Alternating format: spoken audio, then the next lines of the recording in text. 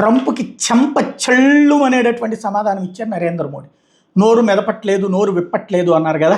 తాజాగా dead economy అంటూ చేసిన వ్యాఖ్యల విమర్శల మీద మోడీ డైరెక్ట్గా చెప్పడు ఇట్లాంటి వాటికి.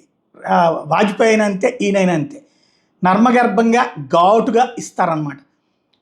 తాజాగా ఏదైతే ఈ రైతులకు ఇచ్చేటటువంటి పిఎం కిసాన్కి సంబంధించినటువంటి పథకం గురించిన రిలీజ్లో భాగంగా మాట్లాడుతూ ప్రస్తుతం ప్రపంచవ్యాప్తంగా అనిశ్చితి నెలకొంది.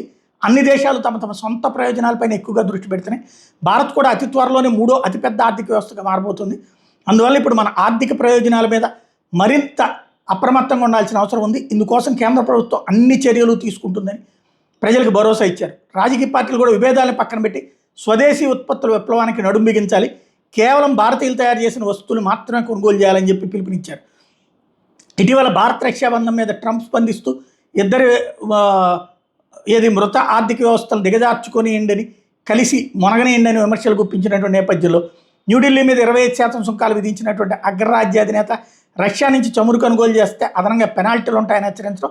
ఈ నేపథ్యంలో మోడీ చేసినటువంటి వ్యాఖ్యలు ఇది ఏంటంటే, భారతదేశం ఇప్పుడు నేను మొన్నటి నుంచి చెప్తుంది అదే, దేశం టాప్ 4కి ఉంది, 3లోకి వెళ్తుంది, కాబట్టినే ఈ గొడవంతా, ఈ ఏడుపంతా అని. అదే ఇప్పుడు నరేంద్ర మోడీ నోటి వెంట వచ్చింది. మరొక వైపున ఆపరేషన్ సింధూర్ మీద కారు కోతలు కూసేటటువంటి వాళ్ళకి ఘాటైన సమాధానం చెప్పారు. కళ్ళ ముందు అన్యాయం, ఉన్మాదం జరుగుతుంటే ఆ మహాదేవుడు తన రుద్రరూపాన్ని చూపిస్తాడు. ఆపరేషన్ సింధూర్ సమయంలో భారత రుద్రరూపాన్ని ప్రపంచం చూసింది. మనతో పెట్టుకుంటే పాతాళ లోకంలోనే వదిలిపెట్టబోమని రుజువు చేశాం. కానీ సింధూర్ విజయం కొందరికి మింగుడు పడ్డం లేదు. పాక్ ఉగ్రస్థావరాలు ధ్వంసం అయితే కాంగ్రెస్ దాని మిత్రపక్షాలు కన్నీళ్లు పెట్టుకుంటున్నాయి. అందుకే మన భద్రతా దళాలను అవమానిస్తున్నాయి. అసలు ఆపరేషన్ పేరు కూడా వారికి సమస్యగా మారింది. సింధూర్ను తమాషాని ఎవరైనా అనగలరా? అలా అండం నిజంగా సిగ్గుచేటు అంటూ తీవ్రంగా విమర్శించారు. జమ్మూ కాశ్మీర్లో పహల్గాం ఉగ్రవాదులు మట్టిపెట్టిన ఆపరేషన్ మహాదేవ్ గురించి కూడా మోడీ గుర్తు చేశారు.